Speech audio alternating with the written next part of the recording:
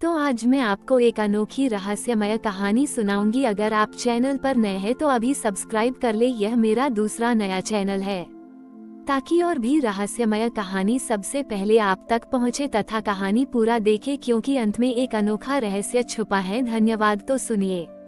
एक आधुनिक और प्रगतिशील शहर के केंद्र में, जहां ऊंची इमारतें और प्रयोगशालाएं थीं, विज्ञानपुर नाम का एक विकसित नगर स्थित था। ये शहर अपनी वैज्ञानिक उपलब्धियों और तकनीकी नवाचारों के लिए विश्व प्रसिद्ध था। शहर के बीचों बीच एक प्राचीन शिव मंदिर भी था, जहां एक अद्वितीय लोहे का शिवलिंग स्थापित था, जिसके बार में सदियों से यह मान्यता थी कि यह केवल तभी चमकता था जब मनुष्य अपने तर्क और विज्ञान को आस्था के साथ जोड़ता था।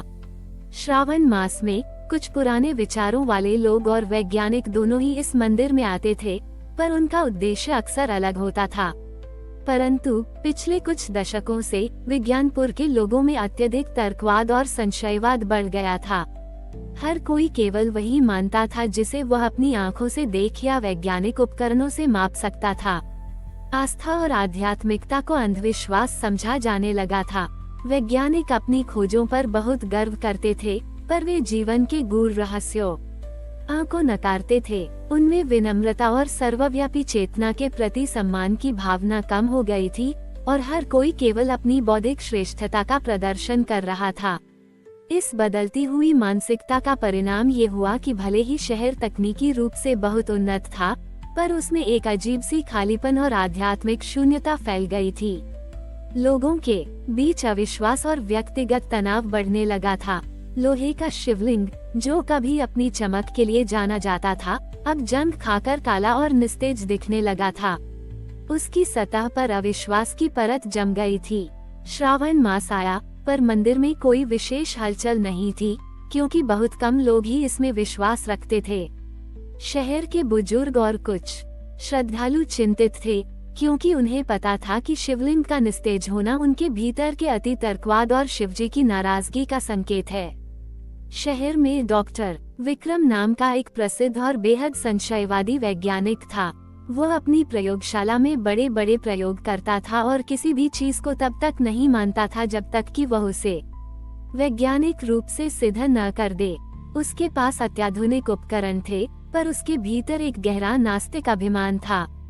वह सोचता था कि धर्म और आस्था केवल मूर्खों के लिए है और विज्ञान ही अंतिम सत्य है। वह अक्सर मंदिर और धार्मिक आयोजनों का मजाक उड़ाता था। उसका मन शिवजी की भक्ति से ज्यादा अपनी वैज्ञानिक खोजों और अधिक श्रेष्ठता पर केंद्रित था।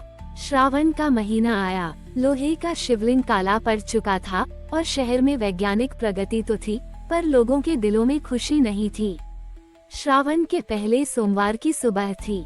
मंदिर के पास एक पुरानी बेकरी में बैठे एक वृद्ध पुजारी, जो वर्षों से शहर के बदल रहे स्वभाव को देख रहे थे, उन्होंने डॉक्टर विक्रम को अपने पास बुलाया। डॉक्टर विक्रम को धर्म से कोई लगाव नहीं था, पर पुजारी की शांत और ज्ञानी आंखों में उसे एक अजीब सी शक्ति दिखी जिसने उसे रुकने पर मजबूर किया।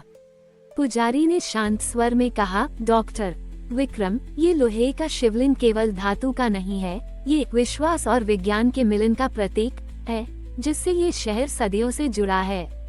यह इसलिए काला पड़ गया है क्योंकि तुम्हारे भीतर अत्यधिक तर्क का अभिमान और आस्था के प्रति अविश्वास बढ़ गया है। शिवजी को केवल वैज्ञानिक उपकरणों से नहीं, बल्कि हृदय की श्रद्धा और शुद्ध विश्वास के प्रकाश से प्रसन्न किया जाता है। शिवलिंग तभी फिर से चमकेगा जब तुम अपने भीतर नास्तिकता और अहंकार के मैल को हटाकर आस्था का यंत्र बनाओगे। पुजारी ने डॉक्टर विक्रम को एक चुनौती दी। इस श्रावण में तुम्हें इस लोहे के शिवलिंग को फिर से पूरी तरह प्रज्वलित करना होगा। तुम्हें इसके लिए अपनी प्रयोगशाला के किसी जटिल उपकरण का उपयोग नहीं करना है, बल्कि अपने भीतर की सबसे बड़ी बाधा का त्याग करना होगा। तुम्हें इसे प्रज्वलित करते समय अपने भीतर के अविश्वास, तर्कहीनता और आध्यात्मिक घृणा को मिटाकर शुद्ध प्रेम और निस्वार्थ श्रद्धा का भाव लाना होगा। तुम्हें अपने हाथों से केवल विश्वास के भाव से प्रतिदिन इस शिवलिंग को अपने द्वारा बनाए गए सबसे साधारण यंत्र से साफ करना होगा, मानो तुम अपने हृदय को ही चमका रहे हो। ये तुम्हारा विश्वास यंत्र तब होगा। याद रखना, जब तक तुम्हारे भीतर का अंधेरा नहीं हटेगा, तुम्हें शिवजी का वास्तविक प्रकाश नहीं मिलेगा। डॉक्टर विक्रम ने चुनौती सुनी। उसे यह काम असंभव लगा। वो कैसे अपने वैज्ञानिक ज्ञान और उपकरणों को छोड़कर केवल विश्वास के भाव से काम कर सकता था। पर पुजारी की आंखों में उसे एक अजीब सी शक्ति और दृढ़ता दिखी। उसे अपने भीतर एक अज्ञात प्रेरणा महसूस हुई। उसने सोचा, ठीक है, मैं ये करके देखता हूँ। अगर शिवलिंग सच में चमक उठा तो शायद मुझे भी कुछ मिलेगा। उसने चुनौती स्वीकार कर ली, पर अभी भी उसके मन में संदेह और अपने संशयवादी स्वभाव की एक छोटी सी छाया थी। डॉक्टर विक्रम ने चुनौती स्वीकार तो कर ली, पर अभी भी उसके मन में संदेह और अपने संशयवादी स्वभाव की एक छोटी सी छाया थी। श्रावण के पहले सोमवार की शाम से उसने प्रति दिन शिव मंदिर जाना शुरू कर दिया। उसने अपनी प्रयोगशाला में एक सबसे साधारण, बिना किसी जटिल कार्यक्षमता वाला तांबे का यंत्र बनाया था, जो केवल साफ करने के लिए एक नर्म ब्रश जैसा था। वो अपने महंगे उपकरणों को छोड़कर इस साधारण यंत्र से शिवलिंग को साफ करता। यह एक अभूतपूर्व कार्य था। वैज्ञानिक जिसने जीवन भर केवल जटिल मशीनों और डेटा पर भरोसा किया था, वह अब एक साधारण उपकरण और अपने विश्वास का उपयोग कर रहा था। उसे यह बहुत कठिन लगा। उसका मन हमेशा वैज्ञानिक सिद्धांतों और भौतिक प्रमाणों की तलाश में रहता था, और यह काम उसे पूरी तरह से तर्कहीन लगता था। उसे एहसास हुआ कि जो विज्ञान उसे कभी उसकी सबसे बड़ी ताकत लगता था, वही अब उसे आस्था और धैर्य सिखा रहा था। उसका अत्यधिक तर्कवाद ही उसके भीतर अशांति का कारण था। धीरे धीरे जैसे जैसे डॉक्टर विक्रम हर दिन निस्वार्थ भाव से लोहे के शिवलिंग को उस साधारण तांबे के यंत्र से साफ करता गया, उसे केवल शारीरिक श्रम ही नहीं, बल्कि एक आंतरिक बदलाव भी महसूस हुआ। हर सुबह जब वह शिवलिंग को साफ करता और शिवजी का स्मरण करता, तो उसे अपने भीतर के तर्क के शोर और आध्यात्मिक घृणा को शांत करना पड़ता था। उसका ध्यान अब केवल रासायनिक प्रतिक्रियाओं या धातुओं की बनावट पर नहीं, बल्कि प्रत्येक रगड़ की शुद्धता और आस्था की अप्रत्याशित शक्ति पर केंद्रित हो गया था। ये सफा केवल धातु चमकाना नहीं था, ये उसके आत्मा का शुद्धिकरण बन रहा था, शिवजी को अर्पित एक तपस्या।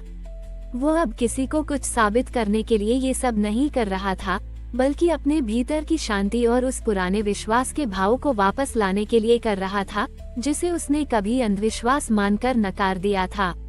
श्रावण का अंतिम सप्ताह चल रहा था। लोहे का शिवलिंग अभी भी पूरी तरह से नहीं चमका था, और शहर में आध्यात्मिक शून्यता गहरी थी। डॉक्टर विक्रम लगभग थककर चूर हो चुका था। उसके शरीर में ऊर्जा कम थी, पर उसके मन में एक अद्भुत शांति थी, जो उसने पहले कभी अनुभव नहीं की थी। एक शाम जब वह शिवलिंग को साफ कर रहा था, तो उसने देखा कि मंदिर के बाहर एक नन्हा बच्चा, जो अपनी खिलौना कार के टूटने से रो रहा था, उसे देख रहा था। उस मासूम बच्चे की उदासी को देखते ही डॉक्टर विक्रम के भीतर एक असीम करुणा का संचार हुआ। उसे लगा जैसे शिवजी स्वयं इस बच्चे के रूप में उसे संदेश दे रहे हैं कि सच्चा ज्ञान केवल प्रयोगशालाओं में नहीं, बल्कि सादगी और दूसरों के दुख को समझने में है।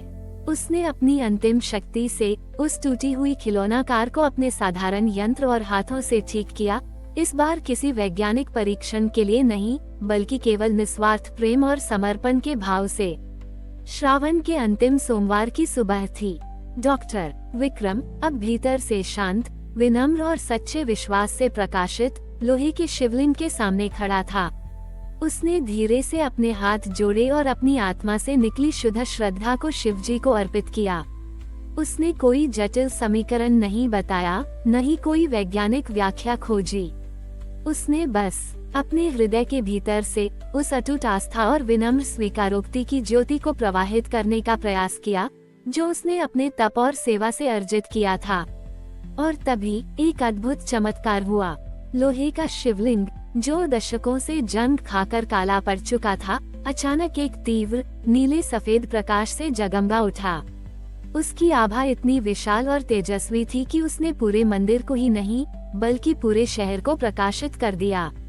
मंदिर में फैला सन्नाटा तुरंत एक गहन शांति और आनंद में बदल गया।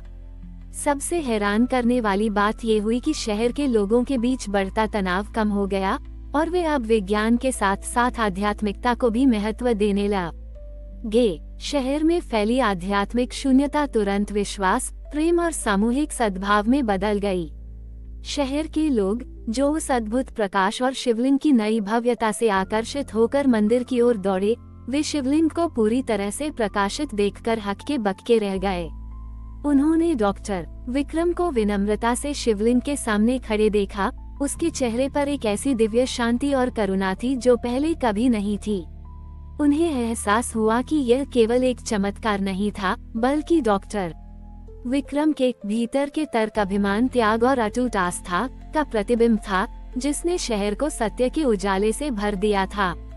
विज्ञानपुर वास्तव में विज्ञान और आध्यात्मिकता के संतुलन का स्थान बन गया था। डॉक्टर विक्रम, जो कभी संशयवादी और अहंकारी था, अब विज्ञानपुर के लिए एक प्रेरणा और सच्चा मार्गदर्शक बन गया। उसने शहरवासियों को सिखाया कि सच्ची प्रगति केवल भौतिक खोजों में नहीं, बल्कि अपने भीतर की विनम्रता, निस्वार्थ प्रेम और आस्था के साथ विज्ञान को जोड़ने में मिलती है। लोहे का शिवलिंग अब केवल मंदिर का प्रतीक नहीं था, बल्कि एक निरंतर याद दिलाता था कि सच्चा विश्वास और विनम्रता ही सबसे बड़ा प्रकाश है और वही हमें शिवजी के वास्तविक स्वरूप से जोड़ता है। हमारी और भी आध्यात्मिक एवं अनोखी कहानियाँ देखने के लिए हमारे चैनल पर जाएं तथा धार्मिक एवं पौराणिक अनोखी कहानियाँ हमारे चैनल पर है। कृपया जाके देखें तथा हमारे चैनल को सब्सक्राइब करके रखें और वीडियो लाइक जरूर करें। धन्यवाद।